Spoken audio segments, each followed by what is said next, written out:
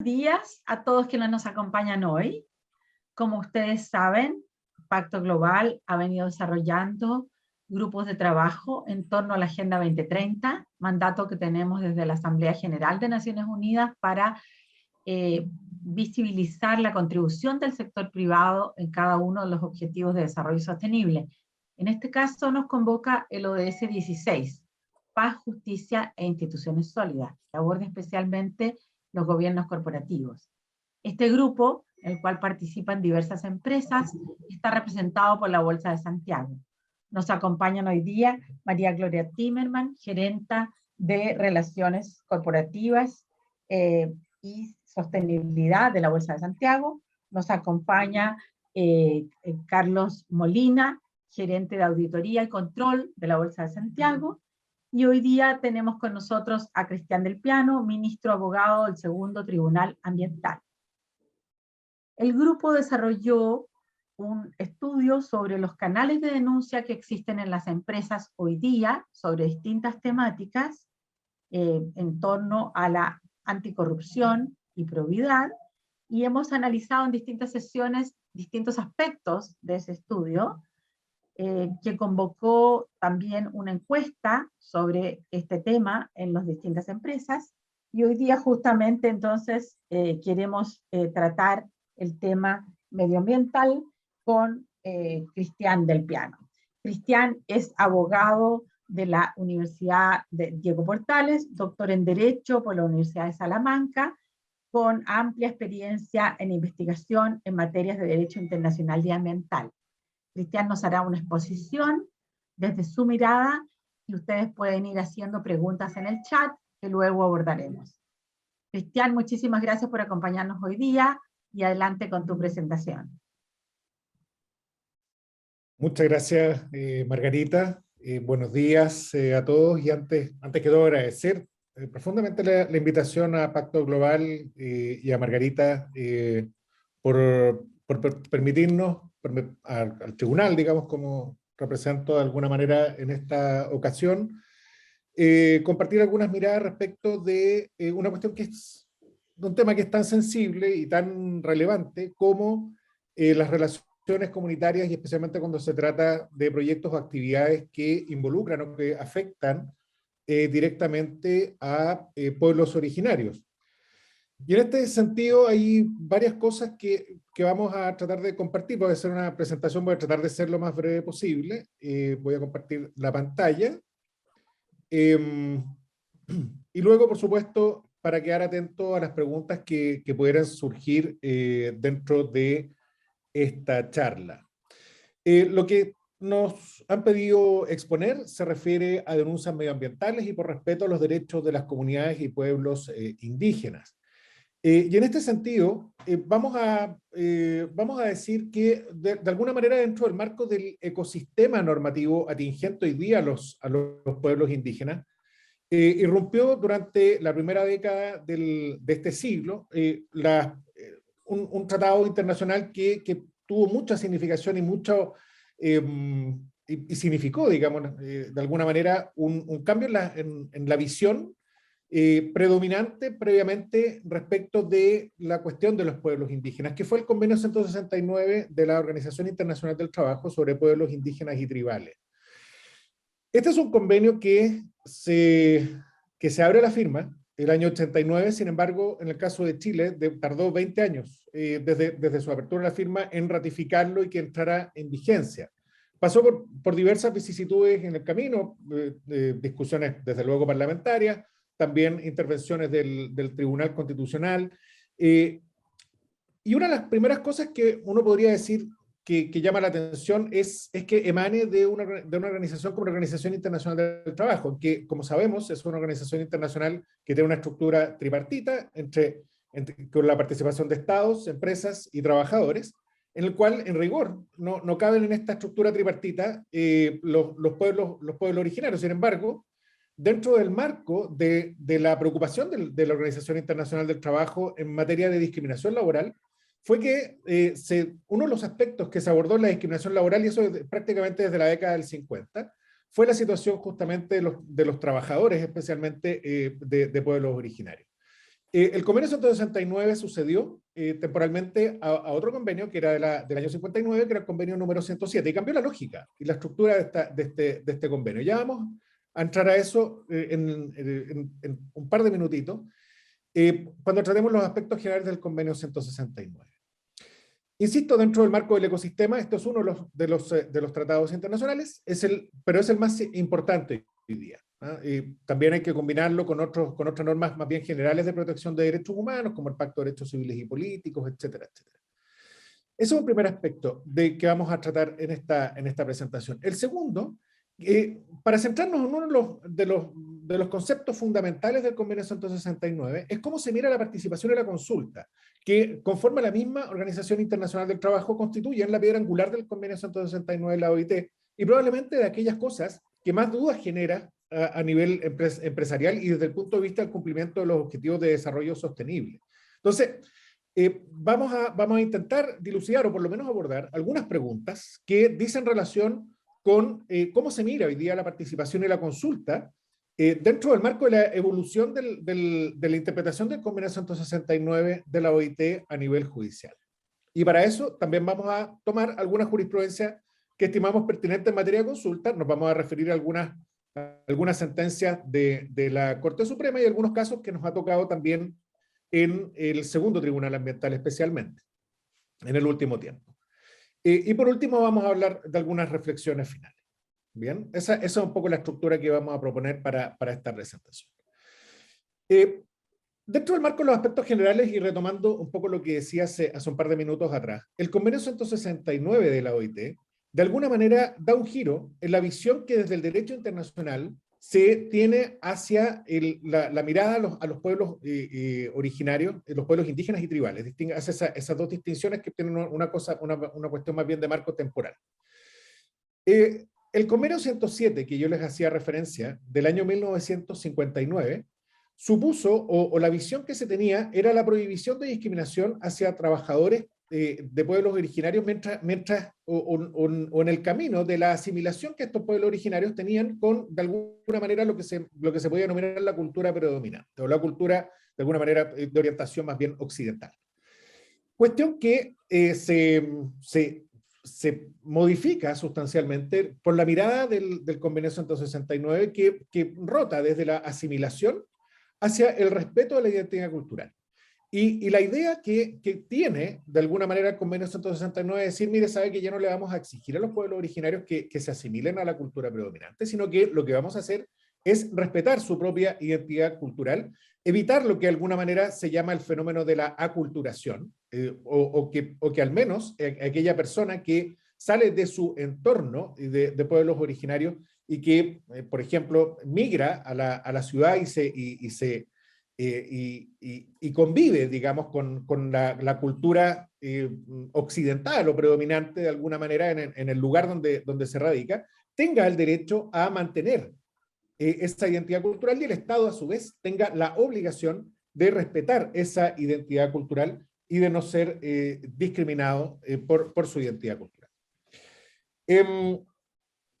Chile ratificó este instrumento, el Convenio 169 de la OIT, el año 2008, prácticamente 20 años después de su apertura a la firma. Ingresó al ordenamiento jurídico bajo la categoría de Tratado Internacional y hoy día vamos a decir como una categoría de Tratado Internacional de Derechos Humanos. Es parte del ecosistema de los tratados de derechos humanos que, como ya les decía, convive con otros tratados como el Pacto de Derechos Civiles y Políticos de Naciones Unidas o el Pacto de Derechos Económicos, Sociales y Culturales también de Naciones Unidas, otros tratados contra la discriminación, la Convención Americana de Derechos Humanos, por ejemplo, a nivel interamericano, convive con esos pactos, digamos, que son de carácter de protección general hacia los derechos humanos, y este es un tratado que es de protección, digámoslo así, específica de derechos humanos. A partir de esa entrada en vigencia del Convenio 169 de la OIT, uno de los problemas que probablemente podríamos decir que hemos tenido en la implementación del Convenio 169 es que esa implementación no se ha hecho a nivel legislativo. O se ha hecho más bien de manera limitada a nivel legislativo. Hay algunas normas que contemplan algunas obligaciones que trasladan algunas obligaciones a través de leyes, pero buena parte de la implementación del convenio 169 de la OIT, y especialmente cuando hablamos del deber de consulta, se han implementado más bien a través de reglamentos, es decir, de reglamentos emanados del Poder Ejecutivo. Y especialmente hacemos referencia aquí a podemos hacer referencia a dos reglamentos relevantes, que es el Decreto Supremo número 66 del año 2014 del Ministerio de Desarrollo Social, por una parte, y el segundo es el Decreto Supremo 40, que adaptó las normas del reglamento del Sistema de Evaluación de Impacto Ambiental para poder propiciar la consulta indígena tal como la prevé el Convenio 169 de la OIT. Luego, la finalidad, en cuanto a la finalidad que podemos decir del Convenio 169 de la OIT, es una finalidad primero de autodeterminación, que no está contemplado en el sentido de la autodeterminación que a veces uno tiene en la cabeza, el decir que van a ser un Estado distinto, que se van a manejar de forma distinta a lo que tiene el Estado. No, sino que más bien la autodeterminación que no tiene que ver, digamos, no debe interpretarse, decirlo así más o menos lo dice el convenio, en términos de alterar la integridad territorial o la independencia política, sino que tiene que ver con la autodeterminación de sus propios destinos y la administración de los bienes o de los recursos naturales que están situados en dichos territorios. Y además, como finalidad, podemos decir o dar cuenta de la protección y la efectividad de los derechos humanos, especialmente en materia de poblaciones que han sido de alguna manera históricamente postergadas, o que se estiman históricamente postergadas, como son los pueblos originarios. El Convenio 169 de la OIT contiene algunos deberes generales del Estado, como es, por ejemplo, asegurar la participación directa e informada de los pueblos originarios en políticas, planes y programas que les puedan afectar de forma directa o que permitan llevar adelante su desarrollo. Velar por el respeto a los derechos humanos de los pueblos originarios, los pueblos indígenas y tribales. Salvaguardar la cultura y su medio ambiente, el medio donde viven, y especialmente teniendo en cuenta la relación que existe con carácter general entre los pueblos originarios y la tierra. Esa también es en la cosmovisión de los pueblos originarios, está también su íntima vinculación con la tierra y los recursos naturales que ahí se sitúan. Contempla la consideración de las costumbres indígenas y el derecho consuetudinario, como reconocidas también por el derecho nacional, con los límites de que no sirva o que no altere, digamos, la protección de los derechos humanos o los aspectos, por ejemplo, de ciertos aspectos procedimentales. Y a veces se da mucho en materia de costumbres indígenas cuando pugnan de alguna manera con cuestiones más bien penales, digamos. Y por último, probablemente el más llamativo y el más relevante es el derecho de ver, vamos a decir, de la consulta indígena, el derecho de los pueblos indígenas para ser consultados y el deber del Estado, y remarco aquí la palabra del Estado, que eso va a tener implicancia, en formular las consultas indígenas ante las medidas legislativas o administrativas que puedan afectarles de forma directa. Así, vamos a decir que la falta de una implementación legislativa ha significado, y esta es la idea con la que me gustaría que se quedaran en este punto, la falta de la implementación legislativa, a la que hacíamos referencia previamente, ha significado la necesidad de desarrollar criterios a partir de reglamentos, así como también a partir de decisiones judiciales que han ido interpretando de forma evolutiva el contenido del convenio, lo cual ha exigido adecuar las instituciones para cumplir prácticamente con muchos de los mandatos de los tribunales de justicia. Hablábamos de la participación y de la consulta indígena como piedra angular del convenio, y aquí esto también nuevamente se sitúa dentro del marco, y podemos decir del ecosistema normativo del propio convenio 169 de la OIT, que contempla varias cosas, además de la consulta. Muchas veces nos quedamos como que la consulta fuera de las pocas cosas que tiene que hacerse conforme al convenio, al convenio 169 de la OIT, y evidentemente no es así, sino que también contiene la obligación del Estado de reconocimiento de la importancia de la relación de la tierra con las comunidades indígenas, la adopción de políticas para salvaguardar su ambiente y sus recursos naturales, el artículo 4 y el artículo 15, el reconocimiento de la propiedad y la posesión de lugares tradicionalmente ocupados, así como mecanismos también para reivindicaciones, mecanismos institucionales para reconducir o para llevar adelante las reivindicaciones territoriales, disposiciones específicas en caso de traslado o reasentamiento de comunidades indígenas, y el deber de consulta, que a su vez tiene también otra connotación que es interesante destacar. Muchas veces, y lo que pasa a nivel empresarial, o lo que pasa cuando las empresas desarrollan proyectos o actividades, estamos pensando en la consulta indígena, pero en una consulta indígena que es específicamente la que está contenida en el artículo 6 del Convenio 169 de la OIT. Y esa es una de las normas que contiene la obligación de consulta indígena. Hay varias normas del Convenio 169 de la OIT que en otros ámbitos también exigen la consulta previa de los pueblos originarios. Pero se refiere a políticas, planes y programas, se refiere a cuestiones de asentamiento, a aspectos territoriales, etc. Pero en la formulación de los proyectos, de las actividades, que es lo que nos interesa, vamos a hacer referencia y vamos a escanear un poquito. Aquí el artículo 6, vamos a hacer el zoom en el artículo 6 del Convenio 169 de la OIT, que lo que exige básicamente es consultar de forma previa las medidas legales o administrativas, y que tiene que ser de buena fe, y que además debe conducir, no conducir, sino que debe tener la intención de lograr un acuerdo con los pueblos originarios, a quienes les afecte directamente el proyecto de la actividad, que puedan acordar la forma en que ese proyecto o actividad pueda llevarse adelante. Entonces tiene ciertos estándares que exigen un pequeño análisis y que tiene que ver con estas preguntas de alguna manera que vamos a desarrollar en este punto. Primero, ¿quién está obligado a consultar? Y aquí hay una cosa que es muy importante de tener presente, y que es el Estado, en rigor es el gobierno, es quien está obligado a consultar. Y esto es muy importante considerarlo, porque, por ejemplo, pasa en los proyectos o actividades que tienen que ingresar al sistema de evaluación de impacto ambiental, es decir, que tienen que tener una resolución de calificación ambiental, que es una medida administrativa que puede afectar directamente a un pueblo indígena. Es el gobierno, a través, en este caso, del Servicio de Evaluación Ambiental, de acuerdo al Decreto Supremo 40, que es el Reglamento del Sistema de Evaluación de Impacto Ambiental, a formular o a hacer el procedimiento de consulta indígena. No es una obligación del titular del proyecto o de la actividad.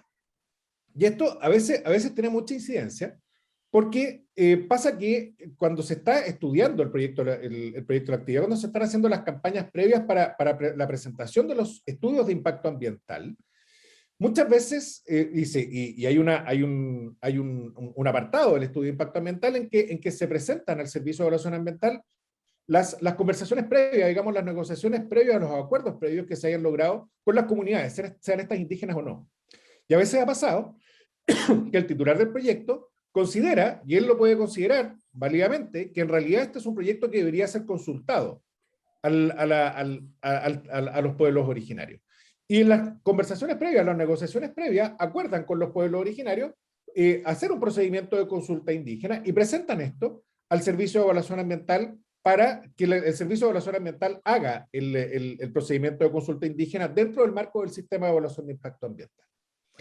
Pero el Servicio de Evaluación Ambiental, y amparado en una resolución también de la Contraloría General de la República, lo que dice es: a mí esto no me empece, es decir, no me obliga a mí a hacer el procedimiento de consulta indígena, porque el procedimiento de consulta indígena es una cuestión que debe cumplir con los requisitos legales.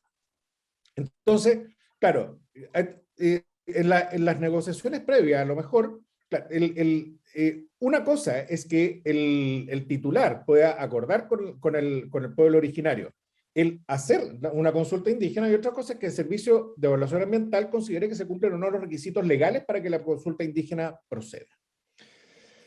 Eso como primera cosa. Lo segundo, ¿qué medidas perdón, ahora la pregunta es respecto de quién está obligado a consultar, es cuál es el rol entonces de los titulares de los proyectos o las actividades en la consulta indígena, y lo que se considera, y aquí hay una guía del Servicio de Evaluación Ambiental, lo que se considera es que son interesados en el procedimiento de consulta indígena, es una figura que está en la ley 19.880, que es la ley de bases de procedimientos administrativos, y que los interesados tienen ciertos derechos de reclamar respecto del procedimiento que se realiza. Eso como primer aspecto. Segundo, ¿qué medidas se consultan? La regla del Convenio 169 de la Organización Internacional del Trabajo dice que se deben consultar las medidas legislativas y administrativas. Ahora, ¿qué es lo que ha pasado aquí? Y aquí voy a hacer una explicación previa. Los proyectos o las actividades que ingresan al sistema de evaluación de impacto ambiental pueden ingresar, está definido por la ley 19.300, que es la Ley de Bases Generales de Medio Ambiente. Está definido de acuerdo a las tipologías de proyectos, es decir, por ejemplo, las líneas de transmisión eléctrica o ciertas centrales. Ese tipo de proyectos ingresan al sistema. Pero el sistema de evaluación de impacto ambiental tiene dos grandes vías de ingresos. Una que puede ser por declaración de impacto ambiental o que puede ser por estudio de impacto ambiental. Y la definición de por qué vía se ingresa, está dada por el nivel de impacto que genera. Es decir, una tipología de ingreso, un proyecto determinado, puede tener que ingresar al sistema de evaluación de impacto ambiental, pero si genera ciertos efectos significativos, que están definidos en el artículo 11, por ejemplo, una alteración significativa a la salud de la población o a los recursos renovables, tendría que ingresar por evaluación de impacto ambiental. Y esto es muy relevante de tenerlo presente porque hay ciertos impactos que están definidos en el artículo 11 que hacen que por el impacto que se produce, ese impacto es asimilable a la afectación directa que pueda tenerse sobre un pueblo originario. Es decir, me explico.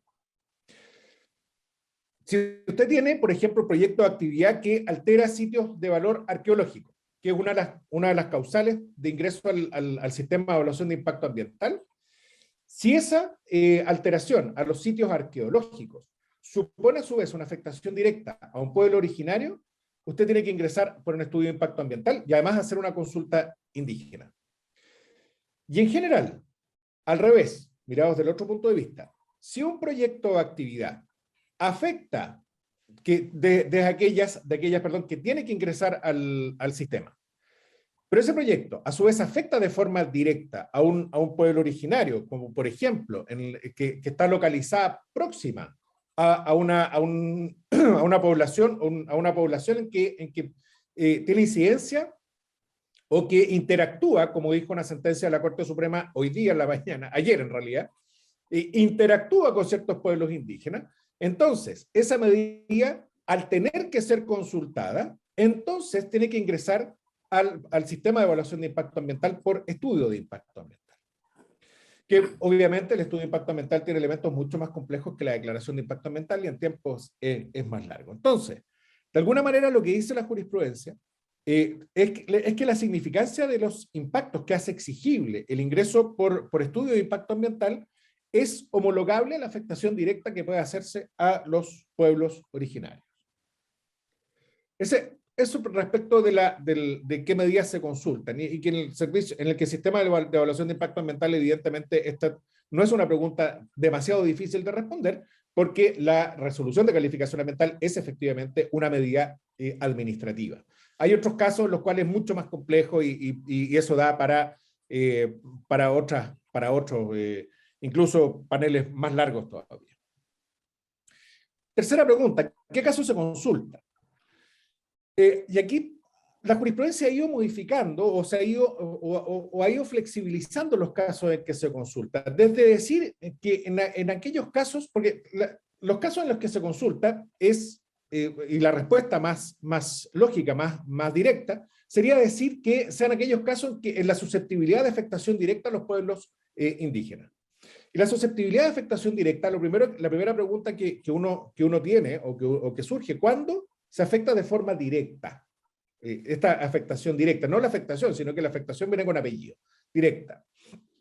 Y ahí uno de los antiguos relatores especiales para los pueblos indígenas de Naciones Unidas, muy influyente, que produjo una evolución muy importante en esta materia, propone, y es probablemente la tesis más aceptada hoy día, que la afectación directa es aquella, o debe entenderse, como aquella que se produce de modos no percibidos por el resto de la población.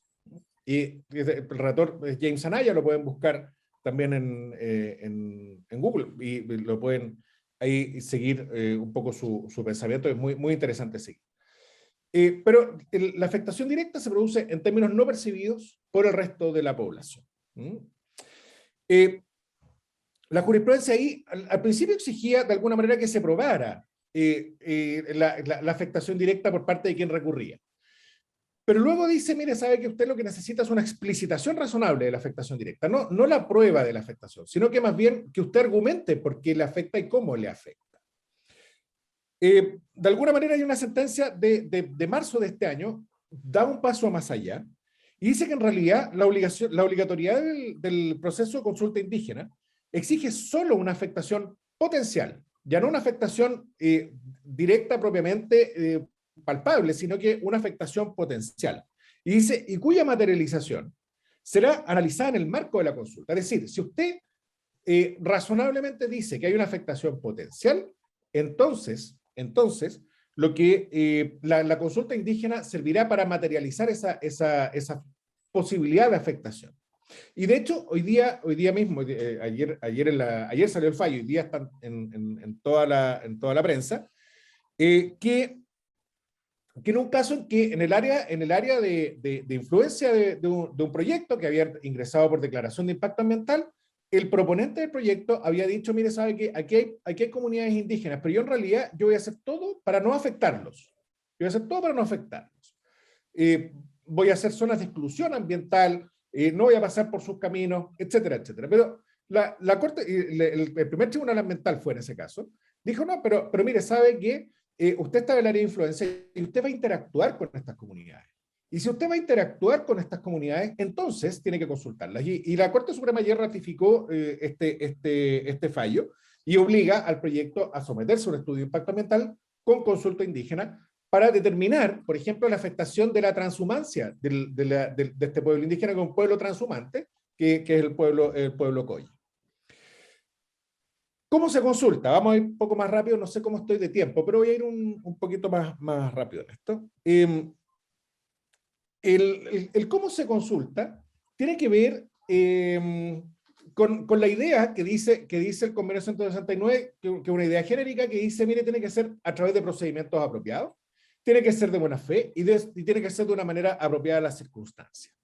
Y lo que en realidad no ha habido muchos casos sobre esto, criterios jurisprudenciales no ha habido muchos sobre esto, porque en general esto suele no discutirse demasiado, lo que se discute es si tiene que ingresar o no a un procedimiento de consulta indígena, pero en general, cuando se ingresa, se pueden discutir los resultados, pero no siempre, pocas veces se discute el proceso, salvo en un caso en que se produjo el término anticipado de este proceso de consulta.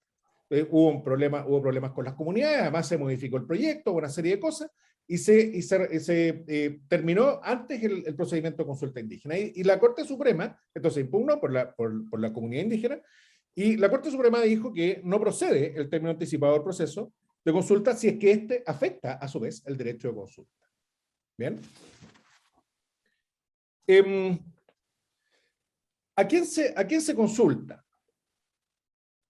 Lo importante de tener aquí presente es que el Convenio 169 de la OIT dice, mire, debe consultarse a los pueblos originarios a través de sus instituciones representativas. Por lo que obliga también al Estado a reconocer las instituciones representativas emanadas del propio pueblo originario. O sea, no es el Estado el que tiene que definir de qué instituciones se trata. Aquí hay unas cosas que son más bien básicas, no se permiten, digamos, las exclusiones arbitrarias de pueblos originarios. Y además también hay una segunda idea en esto, que se debe consultar a los pueblos indígenas en tanto se trata de pueblos indígenas y no en tanto están sometidos a la legislación general. En tanto se trata de una afectación directa, en tanto es miembro de una comunidad indígena. ¿Qué es lo que pasa? Porque es lo que puede pasar a veces con los indígenas urbanos, que ya hablábamos en algún momento, que están sometidos a la legislación y la afectación directa se produce desde su propia identidad y no desde su interacción o desde su acción en el medio. La sexta pregunta es más simple: ¿qué consecuencias tiene su omisión? Y la omisión, en realidad, la consecuencia significa simplemente la invalidación del acto administrativo. Y esa es una cosa que es muy compleja, porque el proceso de consulta indígena en materia de evaluación ambiental se sitúa generalmente, o sea, está en una etapa del procedimiento, después vienen todas las etapas siguientes de los informes consolidados, de la aprobación del comité de ministros, el director ejecutivo, que tratándose de una evaluación de impacto ambiental es el comité de ministros. Y pasa que si tenemos un problema en el proceso de consulta indígena, todo hacia adelante luego va a ser invalidable. Y en consecuencia, todo el proceso debe hacerse de nuevo, como de alguna manera pasa en un fallo reciente de la continuidad operacional de Cerro Colorado, que fue un fallo que dictó el segundo Tribunal Ambiental y que revocó parcialmente la Corte Suprema, con algunas cosas interesantes que a lo mejor por el tiempo, en la ronda de preguntas, podemos sí abordar. ¿Qué pasa, por ejemplo, si la comunidad no participa? ¿O qué pasa si la comunidad se retira del proceso de consulta indígena? Porque pasa mucho que cuando la relación con las comunidades son más bien de alguna manera conflictiva, la comunidad puede no querer participar en el proceso de consulta indígena o puede retirarse dentro del proceso de consulta indígena. ¿Qué pasa en ese caso? ¿Es invalidable? ¿No es invalidable? Y lo que en realidad se ha dicho por la jurisprudencia es que el estándar de buena fe, ya decíamos que la consulta debe hacerse de buena fe, de una manera apropiada a las circunstancias, el principio de buena fe o el estándar de buena fe es recíproco. Es decir, no es solamente del Estado, sino que también son de las comunidades. Y por último, si la consulta es vinculante o no, lo voy a dejar también como una pregunta abierta, que también es una preocupación muy constante en estas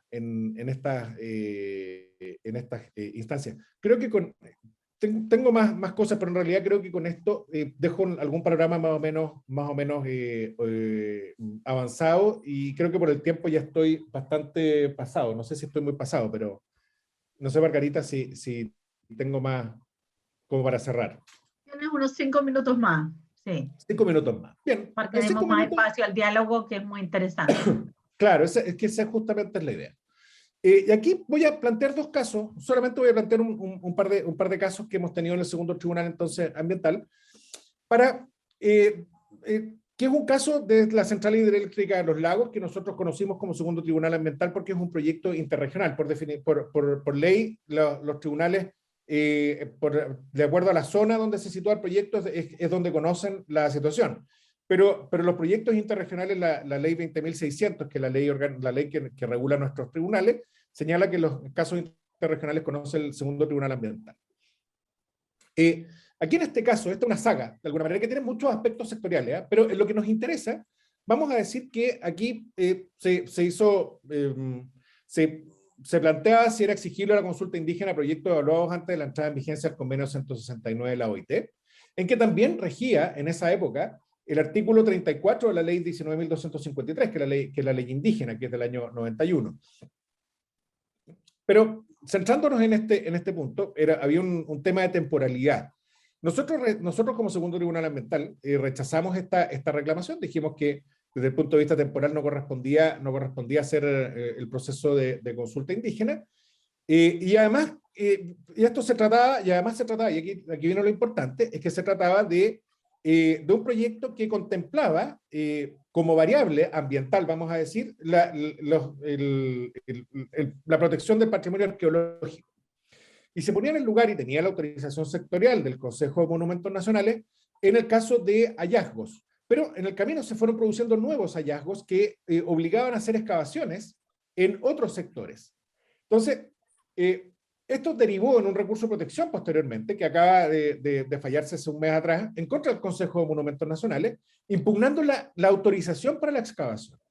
Y aquí la Corte Suprema dijo que la autorización de la excavación para poder resguardar el patrimonio arqueológico también debe ser consultado, porque potencialmente afecta a los pueblos originarios. Ya les hacía referencia al caso de continuidad operacional de la minera Cerro Colorado. Aquí se produce una cosa que es un poco técnica, pero es interesante de dejar solamente planteado. Son las vías procesales para llegar a los tribunales ambientales a través del procedimiento de consulta indígena. Me explico. La ley de los tribunales ambientales señala que otro elemento que es más general que la participación ciudadana, que la puede hacer cualquiera, la participación ciudadana tiene una puerta de entrada directa al tribunal ambiental, que es una norma que es el artículo 17, número 6 de la ley 20.600. Es decir, si un participante general de participación ciudadana considera que su participación no fue debidamente considerada, puede reclamarla ante el tribunal directamente. Pero no hay una norma equivalente para el caso de la consulta indígena. Entonces, si un miembro de una comunidad indígena participa dentro del proceso de consulta indígena, en rigor, si uno lee la ley estrictamente, dice, usted no tiene la vía de ingreso directa al tribunal ambiental, sino que lo que tiene que hacer es una vuelta por una figura que se llama la invalidación, es decir, requerir del propio servicio un procedimiento para que invalide su acto por ilegal, y luego de esa respuesta, que puede ser negativa o positiva, se puede recurrir al tribunal.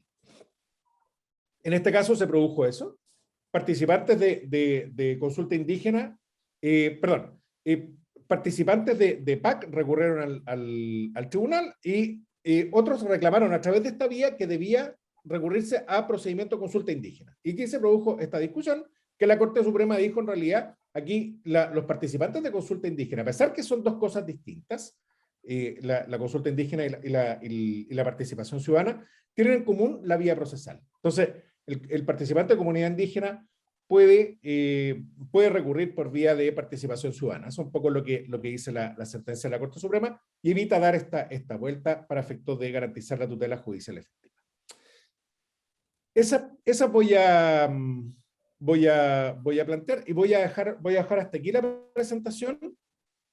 Perdón, solamente poner un último pero en la sopa, que es dentro de las conclusiones, el decir que esta sentencia, la sentencia que decía que del recurso de protección en contra del Consejo de Monumentos Nacionales, también introduce un concepto, un argumento que es muy interesante de analizar, que es que justifica también que la autorización deba ser consultada, porque en realidad los pueblos originarios que están ahí, y tienen esta relación con la tierra, tienen lo que se llaman los saberes ancestrales, y permite ser apoyados en la excavación y en todo el proceso por los saberes ancestrales de los pueblos originarios. Eso quería comentarles, espero desde luego sus preguntas, que tengamos un diálogo y haber sido claro por lo menos en un aspecto que suele ser muy complejo en estas cuestiones. Reitero el agradecimiento a Pacto Global, a Margarita y a la organización del evento que la verdad ha sido fantástico. Muchas gracias. Muchísimas gracias, Cristian. Súper interesante y sobre todo clarificador, porque hay muchas dudas respecto al convenio 169 y su aplicación. Yo antes de pasar a las preguntas del público y también darle la palabra a Carlos, quisiera plantearte una inquietud especial. En Chile hemos visto que muchas empresas, especialmente del área extractiva, desarrollan proyectos durante años, hacen grandes inversiones, hacen estudios previos, y cuando ya están en una fase final, se encuentran con un no, digamos, que puede venir de una protesta generalizada del público, digamos, de las comunidades, no necesariamente las indígenas, sino también comunidad en general, y también incluso del Comité de Ministros, ¿no es cierto? Lo hemos visto en varios ejemplos de proyectos. Entonces, ¿en qué estamos fallando? ¿Cómo podemos hacer de que haya un una especie de juicio previo o de instrucciones previas cuando un proyecto está en la etapa 1 de desarrollo, cuando recién se plantea, como para poder clarificar si ese proyecto tiene destino o no tiene destino, lo cual sería mucho más claro y evitaría conflictos? ¿Cómo ves que podríamos manejar ese aspecto? Sí, a ver, yo creo que hay aspectos que son legales y otros aspectos que son extralegales, porque la ley puede llegar hasta un cierto punto. La ley tiene que poner un punto de partida, lo que hace, digamos, es un punto de partida y un punto de llegada, digamos, a los procedimientos, al procedimiento ya sea participación ciudadana en el sistema de evaluación de impacto ambiental o al procedimiento de consulta indígena también en el sistema de evaluación de impacto ambiental. Pero tenemos que entender que el sistema de evaluación de impacto ambiental es un elemento dentro del proyecto. No todo, porque a veces tratamos de poner todos los huevos en la canasta del sistema de evaluación de impacto ambiental, cuando en realidad el sistema de evaluación de impacto ambiental no lo resuelve todo, sino que resuelve solo una parte. Y aquí hay conceptos, y ahí se pueden hacer muchos aspectos para mejorar, digamos, la participación ciudadana o incorporar un procedimiento de participación ciudadana anticipada, por ejemplo, porque tenemos que pensar que los proyectos cuando se estudian previamente, mucho antes de la presentación del estudio de impacto ambiental, se hacen los estudios de ingeniería básica, se va al territorio, se va al lugar, pero tú puedes o no tener relacionamiento con la comunidad en ese momento. Y aquí estamos hablando entonces de un concepto más amplio. ¿Cómo se relaciona el proyecto y desde cuándo se relaciona y hasta cuándo se relaciona el proyecto con la propia comunidad? Hay proyectos que se construyen con la comunidad, que son los que no están en la prensa porque las comunidades no reclaman. Pero cuando se construyen a veces con la comunidad y se hacen, y el desarrollo del proyecto se hacen con la comunidad, eso es un proceso que viene muy anterior y que no está en la ley, y que la ley no puede llegar tan allá.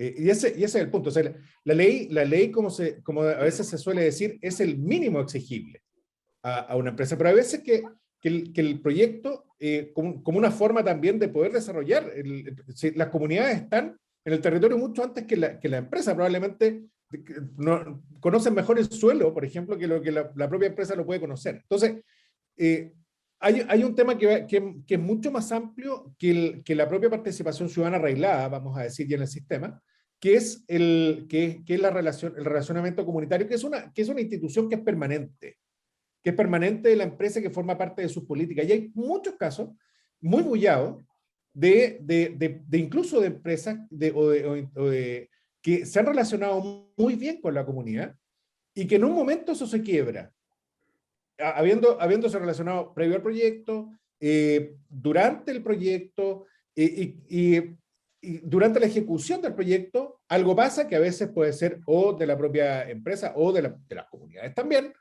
y que esa relación se quiebra.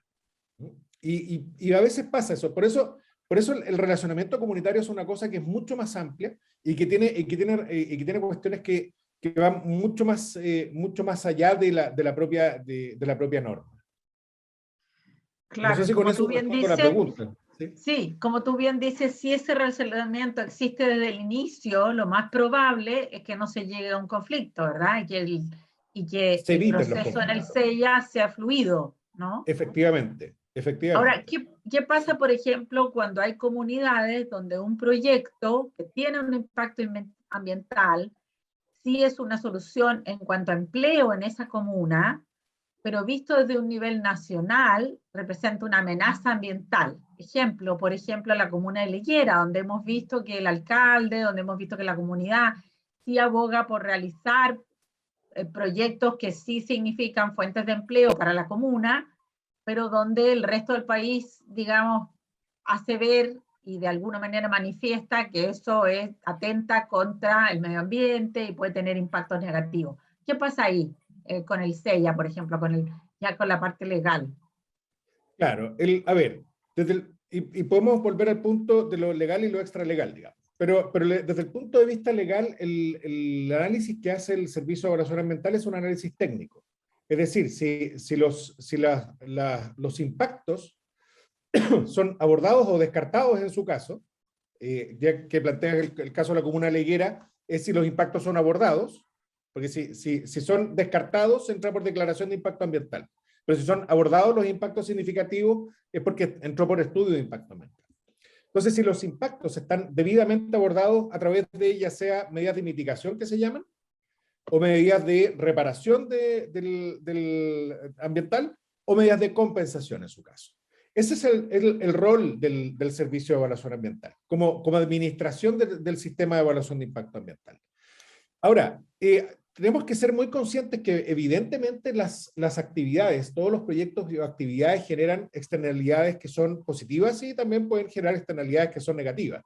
Y la idea, y eso es una cosa más bien extra legal, digamos, es irse hacia el fortalecer las externalidades positivas y poder minimizar de alguna manera las externalidades negativas. Si al final de eso se trata la formulación del proyecto con la comunidad, finalmente. Exacto, claro. Bueno, Carlos, tienes la palabra. Gracias, Margarita. Por acá, Carlos Molina, de la Bolsa de Comercio de Santiago, principal centro de convergencia de la inversión responsable. Cristian, antes de hacer mi pregunta, felicitarte por tu exposición y transferencia de conocimiento y la pasión por el tema y ser un eslabón de esta gestión que es muy importante para el país y para las generaciones futuras. De cara a la audiencia que nos está escuchando, ¿cómo evalúas tú el uso de los canales de denuncia de las empresas como una herramienta para denunciar o alertar situaciones que afectan el cumplimiento de las normas medioambientales y cuidado de los pueblos originarios? A mí me parece que siempre tiene que haber primero, con carácter general, digamos. Desconozco en detalle, a pesar que leí el informe y vi más o menos los canales de comunicación que se presentan en la encuesta que hizo Pacto Global, que me parece un avance muy significativo en tener primero una vía de comunicación para recibir este tipo de denuncias que no solamente son de pueblo originario, sino que también son de otro tipo. Desconozco los tipos de denuncias que han llegado, porque evidentemente que esa información que me imagino debe ser confidencial, pero de todas maneras ya es muy relevante que existan los canales de denuncia. Me parece que es muy relevante que y más relevante todavía, es que esas denuncias tengan una respuesta y tengan una respuesta confiable, que eso es lo esencial. No sacamos nada con tener canales de denuncia si luego no vamos a tener una respuesta que sea emanada de un proceso confiable, que haya un procedimiento claro para la tramitación de la denuncia y una respuesta específica para la tramitación de la... Si hoy día nos hemos dado cuenta, si de algo nos hemos dado cuenta hoy día, es que más que el resultado de las cosas a veces, es más importante el proceso a través del cual se hacen las cosas. Y fíjense que un gran ejemplo de eso lo tenemos hoy día, por ejemplo, con la Convención Constitucional. Porque hoy día tenemos una Convención Constitucional que se ha centrado en el proceso. Se ha centrado en la composición, en que haya una composición paritaria, que haya efectivamente participación de los pueblos originarios. Fíjense que, por ejemplo, la Constitución del 80 jamás había mencionado pueblo originario hasta que incorporó a los pueblos originarios a la Convención Constitucional. Entonces, y el procedimiento a través del cual, si el procedimiento es adecuado, es muy difícil discutir los resultados de ese procedimiento, pero el procedimiento tiene que ser un procedimiento adecuado y un procedimiento efectivo. Consecuencia, y ojalá que ese procedimiento, dentro de los estándares que tenga un grado de objetividad importante.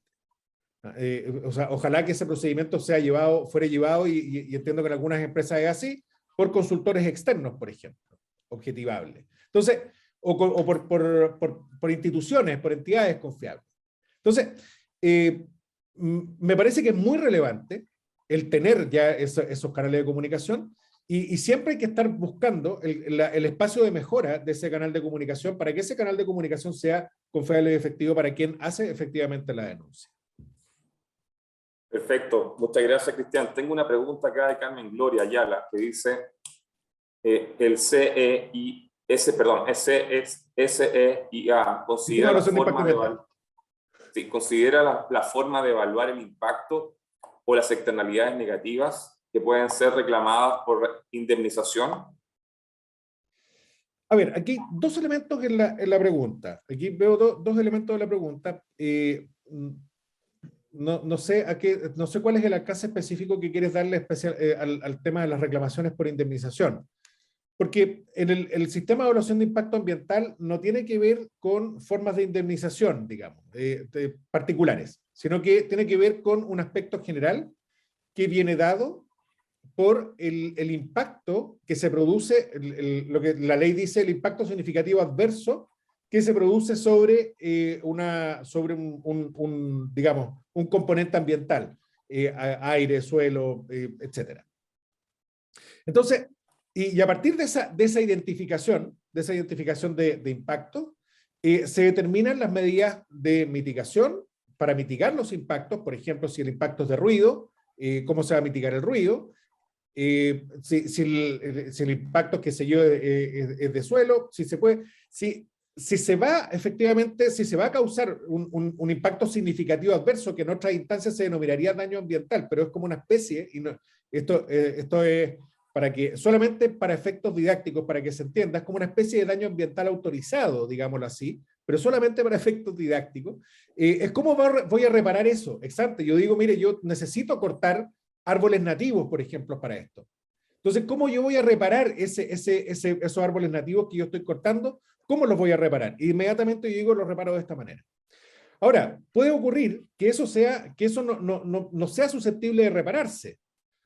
Por ejemplo, en el caso del paisaje, si yo voy a instalar y pasa mucho, por ejemplo, en los proyectos eólicos, que se presenta como afectación al componente paisaje. Y digo, mire, es que ya el paisaje que yo altero es irrecuperable, tal cual como yo lo alteré, no va a ser de otra manera. Entonces yo lo voy a compensar por otra vía. Yo voy a crear una forma en que el resultado sea ambientalmente mejor que otro. Por ejemplo, construir un mirador donde antes no existía. ¿Se fijan? Entonces yo descubro otro paisaje accesible, por ejemplo. Entonces, son formas de compensar. Entonces, ahora, eso en los temas de evaluaciones de impacto. En las reclamaciones por indemnización, que tiene que ver con la indemnización individual, porque se está refiriendo, digámoslo así, al daño que haya sufrido yo como persona, por ejemplo, una empresa, un dueño de un predio como persona, por un daño ambiental que se haya producido. ¿Bien? Que tiene que tener otros elementos que haya sido con intención o por culpa o con infracción de normas. ¿Bien? Si se produce en ese caso. Pero aún así, el daño ambiental nuevamente se produce sobre el bien público. Bien, primeramente se entiende que se produce sobre el bien público. Y el típico caso es aquel en el cual, por ejemplo, que es el ejemplo más gráfico que se me ocurre, es, por ejemplo, si se produce la contaminación de un río y derivado de esa contaminación del río, las vacas que tiene un ganadero, digamos, se mueren por haber consumido esa agua. Las vacas se entienden como un elemento productivo, no en este caso, digamos, como elemento, no tanto como un elemento ambiental, o sea que también se pueden considerar fauna, pero se entiende como un elemento productivo. Entonces, hay dos dimensiones del daño, un daño general al medio ambiente, que puede haber por la contaminación del río, pero otra cosa es el daño particular que se produjo a la persona, porque por esa contaminación del río se le murieron sus vacas en el fondo. Entonces, ahí son las dos dimensiones que juegan en esta instancia. No sé si con eso respondo la pregunta, Carmen Gloria, espero haberte la podido responder adecuadamente. Y veo, no sé si me vas a hacer la pregunta aquí de jurisprudencia relativa al carácter vinculante de la consulta.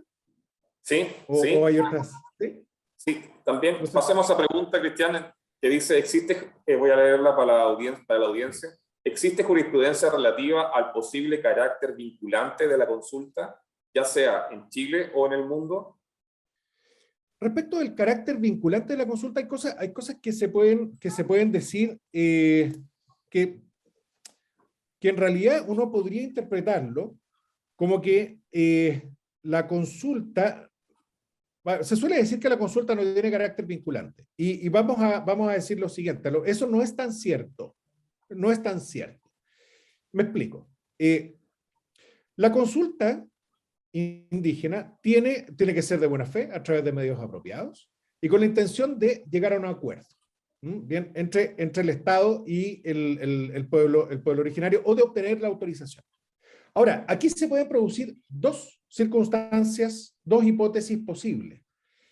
Suponiendo que el procedimiento se hizo por medios apropiados, se hizo de buena fe. ¿Qué pasa si se llega a acuerdo? Si se llega a acuerdo con la comunidad, es muy difícil discutir en realidad que ese acuerdo no sea vinculante. Sería muy difícil que el Estado logre un acuerdo con la comunidad o obtenga su autorización y luego el Estado diga, no, entonces yo voy a rechazar. Me parece a mí que hay una hipótesis en que uno podría decir ciertamente que ese acuerdo o esa autorización sí habría de considerarse, por lo menos en algún elemento, como vinculante. ¿Bien? Ahora, entonces, probablemente, perdón, y respondiendo directamente a la pregunta, yo no conozco jurisprudencia que haya hablado de la vinculación, digamos, salvo cuando la ley lo ha dicho, porque sí, por supuesto que hay consultas que son vinculantes. Estamos hablando aquí de la consulta en el marco del sistema de evaluación de impacto ambiental, la consulta indígena.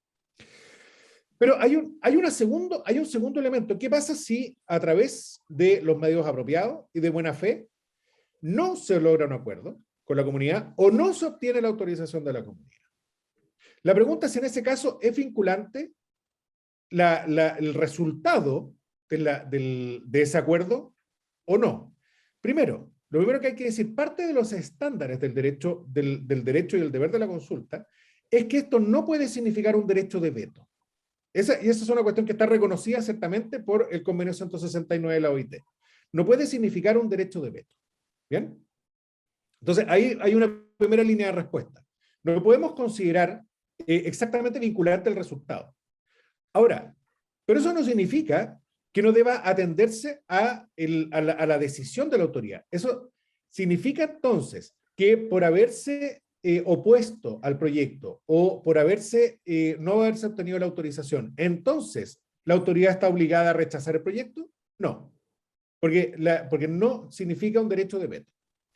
Sin embargo, lo que sí está obligada la autoridad es a fundamentar muy bien, a fundamentar adecuadamente ese acto administrativo, en el fondo, esa autorización, cuando la autorización se hace en contra de lo que autorizan o de lo que acuerdan con las comunidades, o de lo que no acordaron finalmente. Es una cuestión de motivación del acto. ¿Cómo se aborda ese proceso de consulta indígena? Porque uno de los fundamentos, una de las ideas del proceso de consulta indígena es que ese proceso de consulta sí tenga incidencia en la decisión final de la autoridad. Y al tener incidencia, uno no puede decir, mire, ¿sabe que hice el proceso de consulta indígena? No puede ser una consulta pro forma, así como yo voy, hago la consulta por cumplir el procedimiento y me voy, y doy por cumplido check.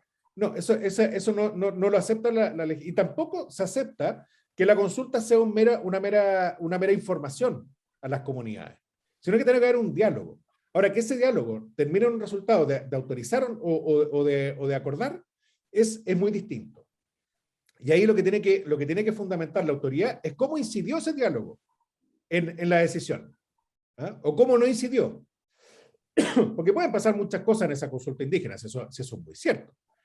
O sea, una persona puede opinar no de su identidad indígena, sino de identidad general, puede opinar desde una idea ideológica, puede opinar desde muchas perspectivas. Pero por eso es muy importante determinar cuál es la incidencia que tuvo esa consulta indígena en la decisión de la autoridad y cómo la fundamenta. Bien. Gracias, Cristian. Margarita. Te quería preguntar, desde tu experiencia en el Tribunal Medioambiental, ¿has tenido casos de situaciones realmente complejas porque no está tan claro lo que regula el convenio 769 o la normativa del SEIA?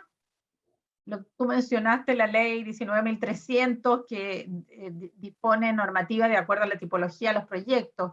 ¿Pero te has encontrado con casos donde es difícil dirimir porque no hay una legislación o una normativa que dictamine sobre ciertos aspectos que surgieron en esta discusión o en esta reclamación de las comunidades, por ejemplo?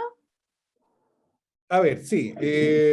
Si no sí, quieres de hecho, nombrar ejemplos con nombre y apellido, pero al menos contarnos si Es que de existen hecho ese tenemos, tipo de tenemos en este casos. momento uno muy, claro, tenemos en este momento uno muy complejo, el que no puedo pronunciar porque todavía no se ha dictado el fallo, pero sí hay un proceso que sí ha tenido sus complejidades, especialmente con una situación de indígenas urbanos, lo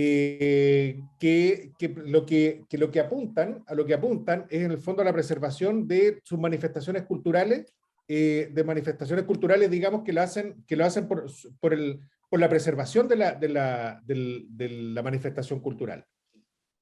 Ese ha sido un poco ese es un poco el contexto, hasta ahí yo podría llegar, pero es de alguna manera, han habido situaciones complejas en el cuanto así, en la determinación del proyecto, se consideró esa situación o no se consideró esa situación adecuadamente, y si la decisión de la autoridad en ese sentido es legal o no es legal, digamos, si es invalidable o no. Hay otros casos que han sido muy complejos, por ejemplo, casos sobre el valor de los informes antropológicos. Eso hay que tener ese mucho cuidado, porque pues, los informes antropológicos, a veces que se presentan en juicio, pueden ser revisados incluso desde su punto de vista, desde su perspectiva metodológica. Entonces, los informes que pasó no nos pasó a nosotros, pasó al tercer tribunal ambiental en el caso de la Central Mediterráneo, por ejemplo. O casos en los cuales se produce la complejidad que justamente de que hablábamos, de decir, mire, sabe que están dentro del área de influencia, pero yo no voy a interactuar con ellos, voy a estar todas las medidas para no molestarlos. Y la pregunta es si el solo hecho de estar en el área de influencia, el solo hecho de existir una potencial afectación, exige entonces la consulta indígena. Otras cosas que se han presentado es justamente esta cuestión procesal, de si podemos aceptar que lleguen por la vía que si uno lee el tenor estricto de la ley no los contempla, su acceso. Entonces, pasa mucho que la consulta indígena, y a veces los pueblos originarios hacen las dos cosas. Se van al proceso de consulta indígena, pero también hacen la participación ciudadana, para tener el acceso al tribunal directo, en el fondo, y no tener que darse la vuelta que yo les comentaba por la invalidación. Entonces, ¿qué valor tiene uno, qué valor tiene otro, cómo se asimila uno, cómo se asimila otro, y cómo se le reconoce uno y otro? Son cuestiones que son muy complejas. Ahora, hay una regla que es básica en la judicatura, es que la falta de ley no es una excusa para no resolver la controversia. Uno tiene que buscar los mecanismos y la interpretación para resolverla, aún cuando no tengamos la ley que resuelva la controversia. Exacto, claro, exacto. Bueno, no sé si hay más preguntas, Carlos. Gracias, Margarita. Mira, por el tema de tiempo, tal vez una última reflexión, invitar a Cristian una pregunta. ¿Cuál es la invitación que nos puede hacer Cristian como ministro de los tribunales ambientales a la audiencia de personas que asiste a esta actividad, que son del sector privado, sector público, que gestionamos estos temas, ya sea al interior de las organizaciones de la empresa privada o como también miembros de las instituciones públicas? Desde tu experiencia, ¿cuál es la invitación que nos haces? A ver, a pesar que efectivamente este es un seminario que es abierto, yo entiendo que el público más bien puede estar más vinculado a la empresa, por lo tanto, a lo mejor si hay un mensaje que hubiese que dar, lo iría orientando un poco hacia allá. En materia ambiental han pasado muchas cosas en la historia, han pasado muchísimas cosas en la historia en las relaciones con las comunidades. A veces tenemos la tendencia a pensar en que muchas veces son reclamaciones que dicen relación con esta famosa frase, el not in my backyard, el famoso NIMBY, o incluso las reclamaciones respecto de no se construya nada en ningún lugar o bajo ninguna circunstancia, lo que se llama el banana, que los ingleses, a los gringos les encantan los acrónimos, el build anything, anyone, nor anywhere, es una cosa así. Y eso a veces pasa, porque muchas veces los proyectos o las actividades se hacen a espaldas de la comunidad. Y hay veces que también, hay que decirlo, el sistema legal no genera demasiados incentivos para que la comunidad pueda tener una mayor incidencia. O sea, una evaluación de impacto ambiental parte con un estudio de impacto ambiental, es decir, campañas de muchos años, o de muchas veces muchos años, o 2, 3 años, en que para construir una línea de base. Entonces, el tratar de mover esa aguja, como hoy día se suele decir, es muy difícil a través de la participación ciudadana. Entonces, el mensaje que probablemente yo trataría de transmitir es que se intente construir desde el inicio de cara con las comunidades, construir con las comunidades, de alguna manera. Porque, insisto, toda actividad tiene externalidades que son positivas y externalidades que son negativas. Y junto con las comunidades creo que se puede fortalecer las externalidades positivas y se pueden mejorar mucho las externalidades negativas de entrada. Y con eso, construyendo con las comunidades, creo que el proyecto finalmente le da mucho mayor sustentabilidad en el tiempo. No solamente ambiental, sino que también incluso le da mucho más sustentabilidad económica en el tiempo. O sea, sí. Cristian, gracias. Sin duda, Cristian, yo creo que hoy día las empresas están mucho más sensibilizadas de que si no conversan, si no analizan, si no informan, si no dialogan con las comunidades desde el inicio del proyecto, tienen el riesgo de ver abortado su proyecto en el camino, en cualquiera de las fases que sean, ¿cierto? Porque ya no es viable, ya no es posible hacerlo, como tú decías, como a espaldas de la comunidad, sin informar, sin comunicar. Sobre todo porque a veces se pueden percibir impactos de magnitud mayor negativa que la que realmente son.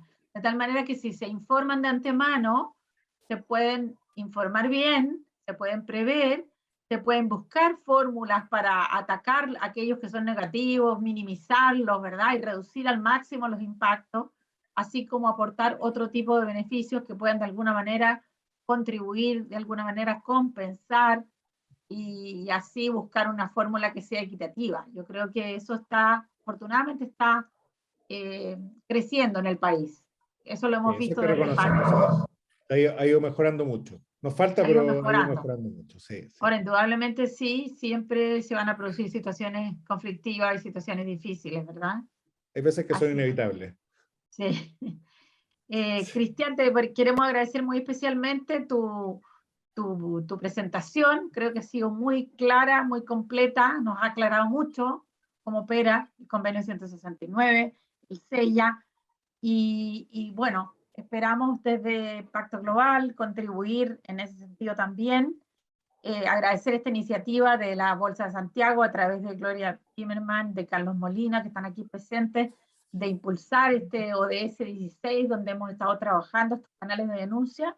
Hemos tenido ya 4 sesiones que han profundizado en estos canales. Tuvimos una en octubre, el 20 de octubre, de discriminación con Alejandro Díaz Letelier, director general de la Corporación de Asistencia Judicial Metropolitana. Tuvimos una sesión el 10 de noviembre de conflictos de interés con Patricio Valenzuela, director general de regulación de conducta de mercado de la Comisión para el Mercado Financiero, la CMF.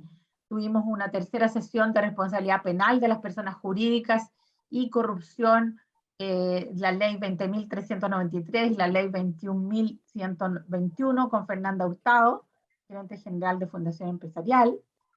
Y hemos culminado con tu presentación sobre este tema tan interesante, medioambiental y respeto de las comunidades y pueblos indígenas para los proyectos de desarrollo de las empresas.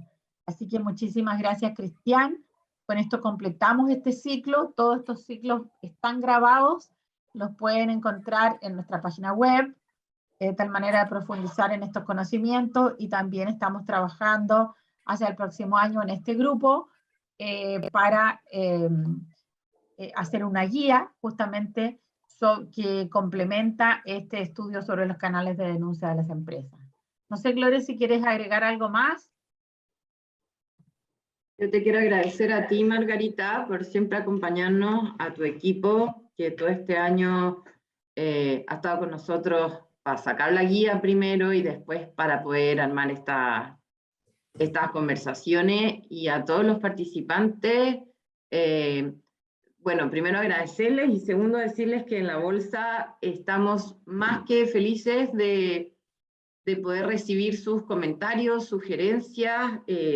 Nosotros estamos a cargo del ODS 16, así es que si alguno de ustedes tiene alguna buena idea que nos pueda servir para seguir aportando, bienvenidísima. A través de Pacto pueden conseguir nuestros datos. Así es que eso, muchas gracias, que tengan un lindo fin de año y esperamos vernos ya en marzo de nuevo con estas temáticas que son interesantes para todos. Y a Cristian, y quiero darle las gracias por acompañarnos, y a ti, Carlos, también. Así que, Gracias. Margarita, eso por mi parte. Muchísimas gracias a todos. Creo que ha sido un muy buen trabajo. Hemos culminado este ciclo, así que esperamos continuar trabajando en estos temas el próximo año y seguir en contacto contigo, Cristian, y con todo tu conocimiento. Muchísimas gracias. Muchas gracias a ustedes, pues. Cuenta con eso. Chao, muchas gracias. Chao, chao. Chao, Carlos. Chao, chao.